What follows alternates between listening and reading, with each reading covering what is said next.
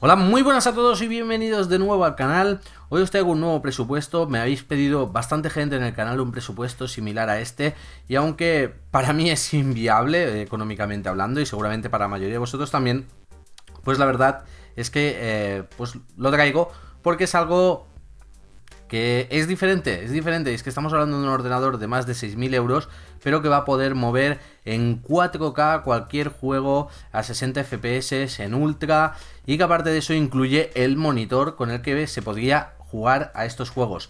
No solo eso, sino que el ordenador tampoco está pensado solo para el gaming, sino también para poder trabajar y demás, y lo vais a ir viendo con los componentes del presupuesto. Antes de empezar con el presupuesto, me gustaría deciros que os dejo por aquí arriba una tarjetita del sorteo del ratón de Corsair que estamos haciendo y que quedan 2 días, así que corred y participar, porque es un ratón que vale 90 euros, no está mal, y que bueno, siempre tenéis la posibilidad de ganarlo, y eso pues es algo que está bastante bien. Ahora, una vez dicho esto, vamos a empezar con el presupuesto. Como estáis viendo en pantalla, lo primero que vamos a ver es el procesador, y me he decantado por este Intel Core i7 6850 3,6 GHz de socket 2011 V3. ¿Por qué este procesador asaltador? ¿Por qué? Bueno, pues eso básicamente lo veremos en las especificaciones. Hablamos de un procesador de 6 núcleos físicos con una capacidad total de 12 hilos de ejecución. Estamos hablando de un procesador con una litografía de construcción de 14 nanómetros. Eso es importante porque, por ejemplo, el 58X me parece que era un 22, y en ese aspecto pues vamos a obtener una mejora de eficiencia energética. Aparte de eso, como veis, el TDP es de 140 vatios, el procesador va a trabajar a una frecuencia de 3,6 GHz, en modo Turbo Boost va a funcionar a 4 GHz, el soporte para memorias DDR4 Quad Channel hasta 128 GB, y en cuanto a las líneas PCI Express, y esto es por lo que me he decantado, vamos a tener 40 líneas PCI Express, lo cual quiere decir que en un ordenador multi-GPU no vamos a tener que hacer que nuestras tarjetas gráficas funcionen en 8X y 8X o 16X y 8X, sino que van a poder funcionar las dos a 16X en dos puertos. Así que yo creo que es un procesador que está muy bien para este tipo de configuración. Vamos a pasar al siguiente componente. En este caso es la placa base, y os traigo esta Asus Rampage 5 Extreme USB 3.1 socket 2011 V3. Saltador, ¿es necesario gastarse 500 euros en una placa base así? Pues para el equipo que estamos montando, sí. Y dado que estamos hablando de uno de los procesadores más tochos de Intel, qué menos que coger una buena placa base de calidad. Hay mucha gente que tiene esta placa base, yo la he podido tocar en varios ordenadores y es chapó. No solo por la calidad general de construcción, sino por la conectividad. Vamos a ver unas imágenes y os lo explico mejor. Este dock nos permite controlar la placa base desde el exterior del ordenador, frecuencias, voltajes y demás. La plaquita que viene son los USB 3.1 y la placa base, como veis, pues es esa. Si la vemos por detrás ya nos llama atención el número de USBs que tiene, las salidas ópticas, eso ya es un punto extra porque en cuanto a conectividad os he dicho que es increíble.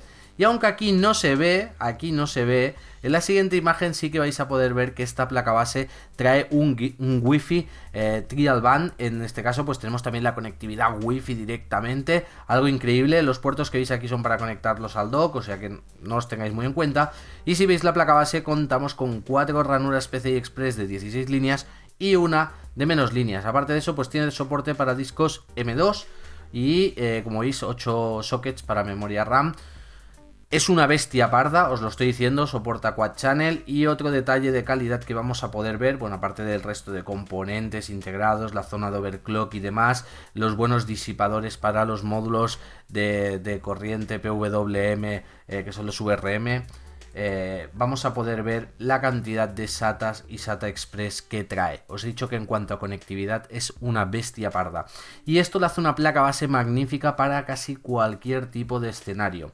Así que yo creo que ya queda más que vista. Vamos a ver el siguiente componente. En este caso me he decantado por un kit de memoria DDR4. Para que funcionara en Quad Channel, pues por supuesto tenían que ser 4 módulos. Y como el presupuesto en sí ya tiene un precio elevado, no creo que si alguien se lo quiera comprar vaya a escatimar 100 euros en memoria RAM. Así que me he decantado por este kit de G-Skill Trident Z 32 GB, 4 módulos de 8 GB cada uno a 3400 MHz con un CL16, con una latencia de CL16.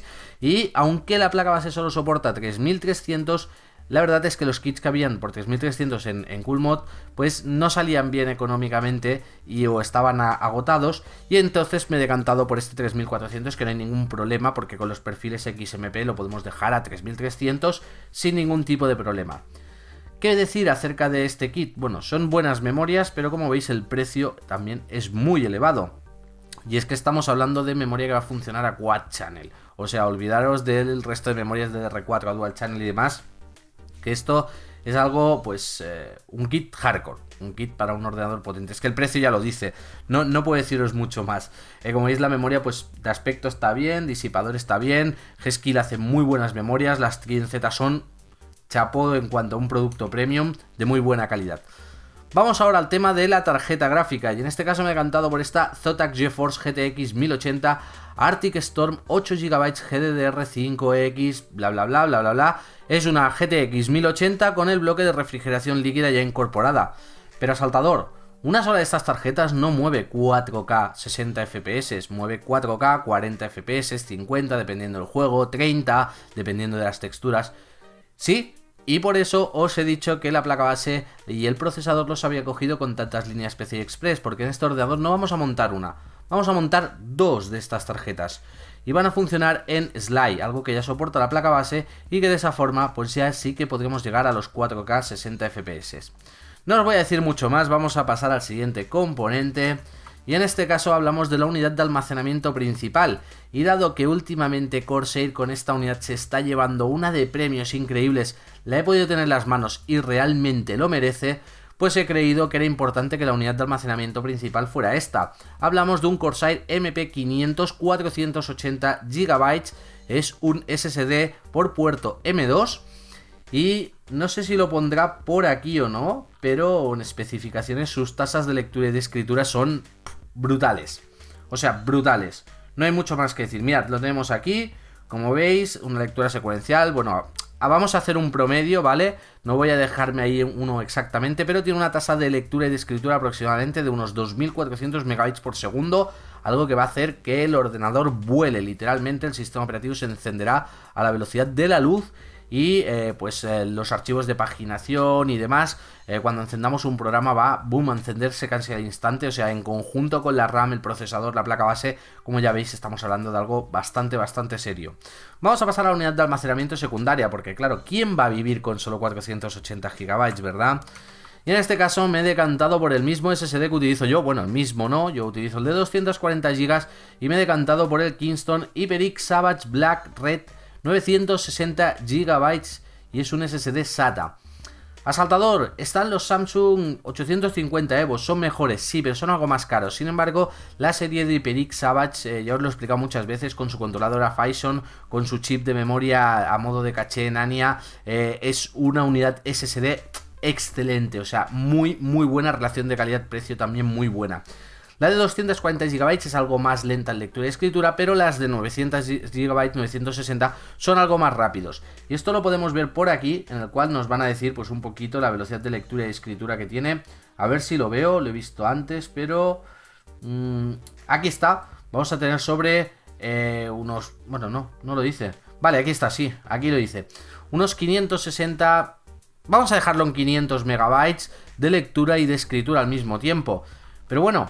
realmente no me he quedado aquí. Me parece que un solo gigabyte, un solo terabyte de almacenamiento para este ordenador era pequeño, así que he cogido dos de estas unidades que las vamos a combinar en RAID 0, lo que nos dará un total de una unidad de casi 2 terabytes que va a funcionar casi al doble de esta velocidad.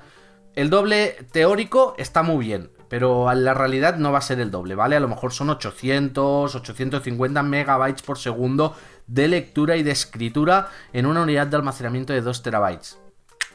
Increíble para el ordenador que estamos montando. Vamos, creo que no hay mucho más que decir. Vamos a pasar al siguiente componente. En este caso, como fuente de alimentación me he decantado por esta Corsair AX 1200i 80 Plus Platinum 1200 vatios modular. ¿Necesitamos 1200 vatios? No. ¿Por qué has cogido una fuente de 1200 vatios? Primero, porque eso asegura que la carga siempre va a ser baja. Es decir, si la fuente es capaz de entregar 1200 vatios y el ordenador consume 300, siempre va a tener potencia extra y por tanto va a ir muy relajada. Segundo, por lo que le has cogido, el certificado Plus Platinum. Le hace muy buena eficientemente hablando energéticamente. Luego, el que sea modular. ¿Cuántos puertos tiene para poder conectar dispositivos? Que es una de las fuentes más galardonadas de Corsair, que como estáis viendo, la construcción interna de los componentes electrónicos, algo que no todos los fabricantes enseñan, es de máxima calidad. Aquí estamos podemos ver los coils que se utilizan, ¿vale? Podemos ver los disipadores internos, es decir, ya se ve que rezuma calidad por todos los agujeros de ventilación de esta fuente. Y aparte de eso, pues el kit de cables que luego si queréis podéis personalizar. Creo que sí, creo que merece la pena esta fuente de alimentación para este equipo. Vamos a pasar al siguiente componente porque claro, todo esto vamos a tener que montar en algún lado. Y no hay muchas cajas que soporten eATX, es decir, Extended ATX, que es el formato de la placa base, es decir, es más grande que ATX. Y me he decantado, pues ya que estábamos montando algunos componentes de Corsair y que yo con la caja que tengo, que es una Corsair 750 de Airflow Edition, estoy muy contento, me he decantado por esta Corsair Graphite 780T negro. No hay mucho más que decir, chicos, es una de las mejores cajas que tenemos actualmente en el mercado. Realmente tenemos capacidad para todo. En su frontal, sus dos ventiladores de 14 centímetros, en la parte superior podemos añadir 3 más de 14 centímetros o un radiador de 360 milímetros, su pantalla de cristal templado, su ventana, la forma que se abren con seguridad, muy buena refrigeración, muy estable, muy silenciosa, de lo mejorcito que hay. Así que no creo que haya mucho más que decir. Bueno, como veis el formato es XLATX, quiere decir que es una caja muy grande. Y el peso, eso sí que es algo que me gustaría que tuvieseis claro, son ya casi 12 kilos en vacío, ¿vale? Debo decir que incluye dos ventiladores, los dos frontales y luego otro trasero, esos 3 ventiladores bien incluidos. Al contrario que pasa con otras cajas de Corsair, en este caso sí que trae unos ventiladores de gama alta, así que de momento no los tocaría. Pasemos al siguiente componente, y en este caso hablamos de la refrigeración. Si bien no os lo he dicho, ese procesador no trae disipador de serie. Ya habéis visto que hemos cogido dos tarjetas gráficas pensadas para la refrigeración líquida. ¿Dónde está nuestro kit de refrigeración líquida? Aquí lo tenemos, chicos. En este caso estamos hablando de este XSPC Raystorm D5 EX420, un kit de refrigeración líquida, un kit ya que se vende así, se vende con todos los componentes necesarios.